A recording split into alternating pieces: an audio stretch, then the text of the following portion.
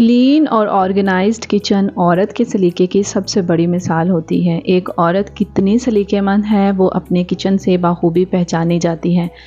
Kitchen वैसे तो हमने बहुत अच्छे तरीके से मेंटेन रखा हुआ होता है, लेकिन बाज़ औक़ात हम ऐसी मिस्टेक्स कर जाते हैं जिसकी वजह से हमारा किचन मैसी लगने लगता है।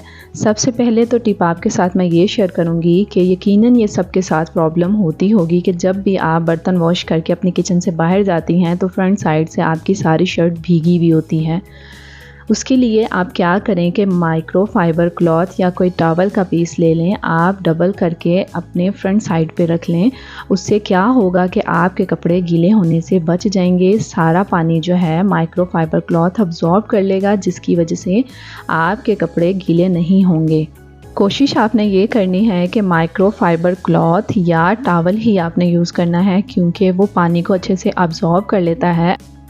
और अगर सिंपल कपड़ा लेंगे तो वो अच्छे से अब्जॉर्ब नहीं करेगा। उसके बाद जी नेक्स्ट टिप की तरफ बढ़ते हैं।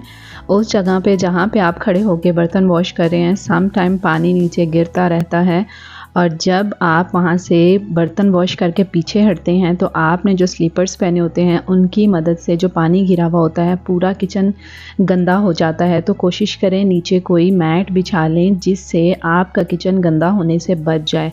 उसके बाद जी नेक्स्ट टिप की तरफ बढ़ते हैं। हर किसी के किचन में आलू प्याज की एक टोकरी पड़ी होती है, और अक्सर आप लोगों ने देखा होगा कि इसके नीचे बहुत ज़्यादा मैस हो जाता है। उसकी रीज़न ये होती है कि हमने कोई भी इसके ऊपर शीट नहीं बिछाई हुई होती। आपके पास अगर शीट नहीं है तो आप सिंपल कोई अखबार का पीस या कोई पेपर या एलुमिनियम फॉयल की शीट बिछा सकते हैं।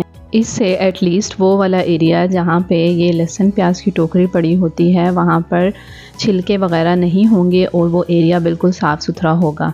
नेक्स्ट टिप है जी, हमारे घरों में अल्हम्दुलिल्लाह 3 वक्त की रोटी बनती है। आप लोगों ने अक्सर देखा होगा कि जब आप खाना बनाते हैं, ख़ास तौर पे रोटी बनाते हैं, तो खुश्का आपकी शेल्फ़ क्या चूल्हे के ऊपर इतना ज़्यादा गिर जाता है जिसकी वजह से आपका काम सफाई का काफ़ी ज़्यादा बढ़ जाता है। उसके लिए सिंपल आप रुमाल को नीचे बिछा लें, ऊपर आप रोलर बोर्ड और पिन की मदद से जब आप रोटी बनाएंगे तो बिल्कुल भी आपकी शेल्फ़ गंदी नहीं होगी और आप लोगों को काम का बर्डन भी नहीं होगा। सिंपल आप इस रुमाल को उठाएंगे और आप लोगों की शेल्फ़ जो है बिल्कुल साफ़ सुथरी रहेगी। तो छोटी छोटी सी तरीके, छोटे छोटे से सलीके होते हैं जो मेरे ख़्याल में हर औरत को अपनाने चाहिए। उसका काम ही कम हो जाता है और उसको इतना ज़्यादा जो है स्ट्रेस और स्ट्रगल नहीं करना पड़ती कि भाई अब इसके बाद पूरा किचन समेटना पड़ेगा। अगर आप यही काम इजीली और आसानी से करें, कोई भी रुमाल किचन में मौजूद होते हैं वो आप बिछा लें। अब आप देखेंगे कि शेल्फ़ आपके बिल्कुल साफ़ सुथरी है, उस पर कोई भी खुश्का नहीं गिरा। तो ये टिप मेरे ख़्याल में सब लड़कियों को, सब औरतों को अपने किचन में लाजमी यूज़ करनी चाहिए।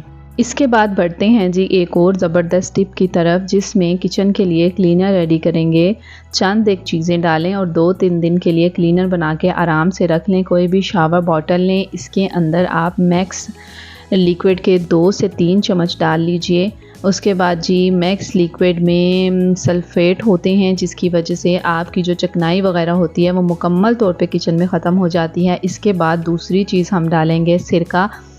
सिरका भी यस अपने अंदर क्लीनिंग प्रॉपर्टीज़ रखता है। इससे ना सिर्फ आपका किचन क्लीन रहेगा बल्कि आपके किचन में जो भी चिकनाई होगी वो ईज़िली ख़त्म हो जाएगी। उसके बाद 1 चम्मच के बराबर इसमें डालेंगे जो डिटोल। डिटोल की प्रॉपर्टीज़ तो आप लोगों को ऑलरेडी पता है, आई थिंक सो बताने की ज़रूरत नहीं है। इन सब चीज़ों को अच्छे से मिक्स करके अब आप शावर करें रोज़ाना और इजीली अपने स्टोव की क्लीनिंग कर लें। इसके अलावा जहाँ पे भी आपको किचन में नज़र आए ना कि ये एरिया ग्रीसी है, ये क्लीनर इतना मैजिकल क्लीनर है ना, फ़ौरन से आपके सारे किचन की जो चिकनाई है ना वो बिल्कुल अच्छे तरीके से साफ़ कर देगा। इसके बाद कोई भी साफ़ कपड़ा लें, कोई भी माइक्रो फाइबर क्लॉथ मैं हमेशा अपने किचन के लिए यूज़ करती हूँ क्योंकि नॉर्मल कपड़ा इतने अच्छे तरीके से पानी अब्जॉर्ब नहीं करता। ये वाला कपड़ा थोड़ा सा फ्लफ़ी सॉफ्ट होता है और ईज़िली पानी अब्जॉर्ब करता है और क्लीनिंग भी बहुत अच्छे तरीके से करता है। वैसे तो मैं चूल्हा रोज़ाना साफ़ करती हूँ, जितनी दफ़ा भी मैं कुकिंग करने के लिए चूल्हे के पास जाती हूँ साफ़ करके अल्हम्दुलिल्लाह बाहर निकलती हूँ। बट फिर भी आप देखिएगा कि रोज़ाना साफ़ करने के बाद भी अगर आप चूल्हा क्लीन करेंगे ना, तो आप लोगों का चूल्हा हमेशा गंदा ही रहेगा। उसकी रीज़न ये होती है कि हम अपने किचन में ऑयल का चूल्हे के ऊपर बहुत ज़्यादा काम करते हैं, जिसकी वजह से चूल्हा आपका ग्रीसी रहता है और इस पे निशान जो हैं ऑयल के पड़े रहते हैं। अब आप देख लीजिए कि चूल्हा साफ़ था और कपड़ा किस कदर गंदा हो गया है। जो भी मैल वगैरह थी वो इस कपड़े के ऊपर आ चुकी है।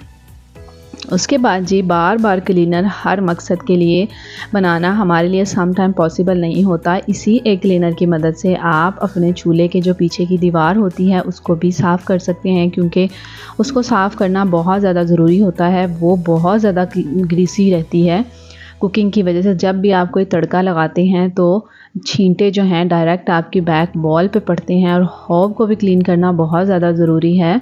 तो मैं इसी क्लीनर को यूज़ करते हुए जितना भी मुझे किचन में लगता है, जहाँ जो एरिया मुझे लगता है कि यहाँ पर एरिया जो है ग्रीसी है या ऐसा एरिया जहाँ पे चिकनाई है, तो इसी क्लीनर को मैं यूज़ करती हूँ। उसके बाद जी नेक्स्ट टिप है जी, एक कपड़े को या एक क्लॉथ को आप पूरे किचन की क्लीनिंग के लिए यूज़ ना किया करें।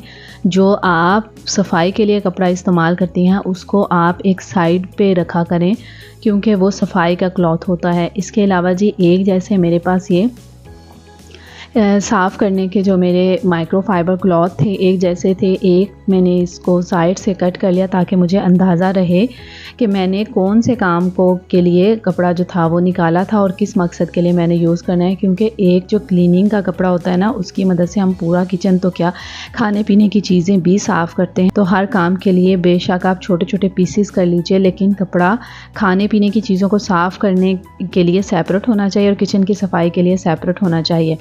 अच्छा जी, उसके बाद टिप है कि आपकी जो ऑयल की बॉटल है ना, वो बहुत ज़्यादा ग्रीसी होती है और हर वक्त रहती है। जब भी आप इसको हाथ लगाएंगे, बेशक साफ़ करने के बाद भी हाथ लगाएंगे ना, तो वो ग्रीसी ही रहेगी, ग्रीसी ही लगेगी आपको। उसके लिए आप क्या करें कि टिश्यू पेपर को इसकी नेक के अकॉर्डिंग काट के आप इसके ऊपर लगा के और कोई भी रबर बैंड से इसको सिक्योर कर देंगे ना, तो ये यकीन कीजिए ये बहुत अच्छे से ऑयल के जो ड्रॉप्स गिरते हैं यूज़ करने के बाद वो अब्ज़ॉर्ब कर लेगा। आपके हाथ भी ख़राब नहीं होंगे और आपकी बोतल जो है वो भी ग्रीसी नहीं होगी। उसके बाद जी एक और ज़बरदस्त बात आप लोगों के साथ करने जा रही हूँ कि जो हम डेली बेसिस पे मसाला यूज़ करते हैं, तो जब भी हम जार को उठाते हैं रखते हैं तो कोई ना कोई हल्का सा मसाला जो है आपके रैंक के ऊपर गिर जाता है, जिसकी वजह से आप देख सकते हैं कि रैंक बहुत ज़्यादा मैसी लगना स्टार्ट हो जाता है। तो जब आप अपने किचन के काउंटर टॉप को शेल्फ़ को साफ़ कर रहे हो ना, तो यकीनन ये भी उसी के ऊपर रखा हुआ होता है। जितना किचन खूबसूरत लगता है, किचन शेल्फ़ के ऊपर पड़ी हुई हर चीज़ यकीनन आपके किचन को खूबसूरती ही देती है। इसकी सफाई भी लाजमी हो जाती है। इस पे भी यकीन कीजिए कि हम ज़ाहिर है जब कुकिंग कर रहे होते हैं तो ऑयल वगैरह के हाथ लग जाते हैं या कोई भी ऐसा ऑयल का ड्रॉप गिरता है जिसकी वजह से ये भी थोड़ा सा चिकनाई इसके ऊपर रह जाती है। मैं इसी क्लीनर की मदद से इसको भी साफ़ कर देती हूँ, बहुत अच्छे से साफ़ हो जाता है। उसके बाद जी अपने काम को आसान करें। हमेशा मैं आपसे ये कहती हूँ कि अगर आप ख़ुद तरीका सलीका सीखेंगे तो आप लोगों के काम आपके लिए ही आसान होंगे। जैसे कि हम वेजिटेबल्स कट करते हैं, फ्रूट वगैरह कट करते हैं, तो हम क्या करते हैं कि डायरेक्ट शेल्फ़ के ऊपर उसका कचरा गिरा रहे होते हैं, जिससे आपका काम कम होने की बजाय दुगना हो जाता है। इसके लिए आप कोई प्लेट यूज़ करें या कोई टोकरी यूज़ करें, इससे आपकी शेल्फ़ साफ़ सुथरी रहेगी। बस जी आज की वीडियो आपके साथ यही शेयर करनी थी। होप्स हो कि आपको वीडियो अच्छी लगी होगी। वीडियो अच्छी लगे तो लाइक शेयर एंड सब्सक्राइब कर दीजिएगा। अपना बहुत सारा ख्याल रखिएगा, दुआओं में याद रखिएगा। अल्लाह हाफ़िज़।